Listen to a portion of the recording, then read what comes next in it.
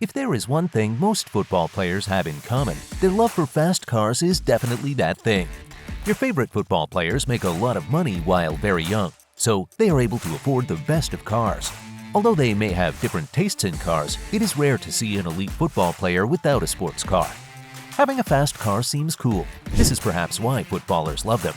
But they are not just cool, they can be really dangerous.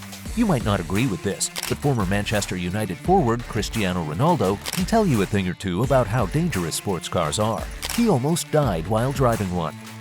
Of course I feel the contact, this is why I flip. He touched me. You see, CR7 might not be the luckiest player alive when it comes to all that he has achieved as a player, but the 5-time Ballon d'Or winner could have ended up with just one Ballon d'Or award. This is not because he did not deserve to win 5 Ballon d'Or awards, but merely because he could have died after his first award. This might be shocking, but before we find out how CR7 almost died after his first Ballon d'Or award, please subscribe to this channel if you are new here. Over a decade ago, CR7 came very close to death while playing for Manchester United. He crashed his Ferrari on his way to training. This could have been fatal. Luckily, he escaped unhurt. How did this happen? The most important player in Portugal does not have a reputation for reckless driving, but one day he needed to get to training really quickly, and the only car in his garage that could help him arrive at training early was his Ferrari. The Portuguese superstar didn't think twice before getting into this super-fast car. At this point, it is easy to assume Ronaldo has an issue with keeping to time and did not want to get punished, hence the need to go to training with a fast car. But that was not what happened. Sir Alex Ferguson was not happy with the result, so he called for training earlier than usual. Since the training time was earlier than expected, CR7 just wasn't prepared to leave home very early. However, he woke up to several missed calls. He had to get to training as quickly as possible. He knew just the right car for the job. So he wasted no time in getting into his Ferrari. Once the 5-time Ballon d'Or winner was in his Ferrari, it almost felt like he was at the training ground already. It was supposed to be only a matter of minutes before he got to training. Well, Ronaldo did get to training that day, but not in his Ferrari. Yeah, you have a good chance. You play against Watford. You never know. It's FA Cup, it's difficult games, but you have a good team and you have a good chance to go to the final. No, he didn't.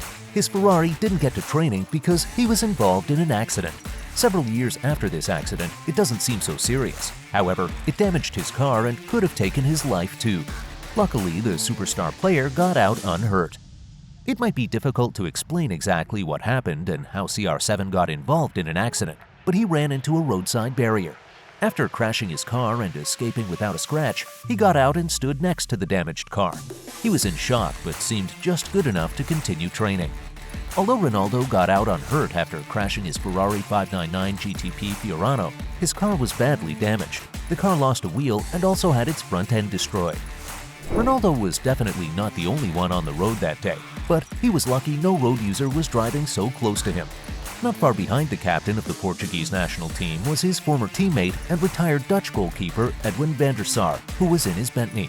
Van der Sar was not involved in the accident. Ronaldo was probably able to escape unhurt because of the quality of his car. However, he was also fortunate no one was close enough to get injured. Van der Sar wasn't close enough to witness the accident. In his words, the Ferrari went straight into the wall.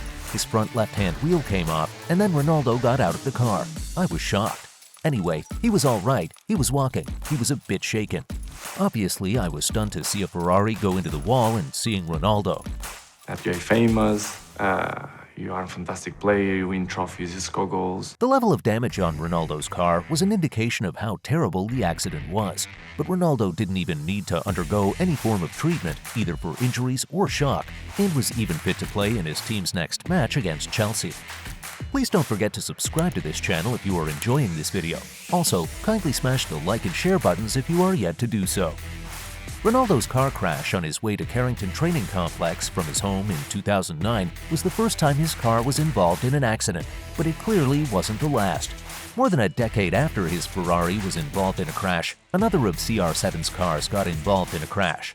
This crash, which happened in June 2022, involved a car that was several times more expensive than his Ferrari. This car was a Bugatti Veyron that was worth $2.1 million.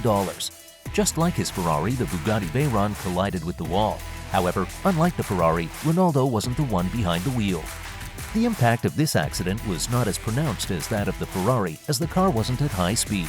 CR7's bodyguard was driving this car in a residential estate when he lost control and glided into a wall. It was New Even, and I spoke with Rick. I said, Ricky, Ronaldo's involvement in an accident is perhaps the closest he has been to dying, at least in the eyes of the public. But the Al Nassr captain would have died long before he became a global superstar. Right now, Ronaldo might be one of the richest sportsmen on the planet, but he was not born with a silver spoon, and the fear of not being able to properly take care of him almost made his mom kill him. She didn't have to wait for him to be born, she simply wanted to abort him while he was still a fetus. At this point, it might be easy to judge CR7's mother, but at the time, she felt like she didn't have much of a choice. She already had a couple of children, and her husband was an alcoholic, so she had to take care of the family all alone. Now, this might not be the most difficult of situations for a man, but for an uneducated woman like Maria Dolores, caring for a couple of kids alone was difficult. She didn't want to know what it felt like to bring another child to live in the same condition. Unfortunately, she got pregnant. Pregnancy is supposedly always a good thing, but for Maria, getting pregnant was the worst news she had heard in a while, and she just didn't want to go all the way to have the baby. At the time, the best she could think of was to abort the baby. This seemed like quite an idea, but it was not going to work as she was carrying a future 5-time Ballon d'Or winner. After making up her mind to abort, Maria went to see a doctor, but he had bad news for her. He wasn't going to help her abort. This doctor in Madeira was just one of the doctors in Portugal, and Maria Dolores could have tried out another doctor. However, she gave up on the idea of actually aborting her baby via the help of a doctor. She decided to induce a miscarriage by drinking warm ale and running so hard. Maria tried all that she could, but she couldn't have a miscarriage. There might be no real explanation for this, but it is easy to assume CR7 was determined to be born. He did not become a fighter overnight, he has always been a fighter. She thought was the worst thing she did ended up being one of the best things she ever did. She didn't realize this until CR7 began playing football and looked like the next big thing in Madeira. As much as being the next big thing in the small island of Madeira was great, the current Al Nassr captain turned out to be one of the best things to happen to football.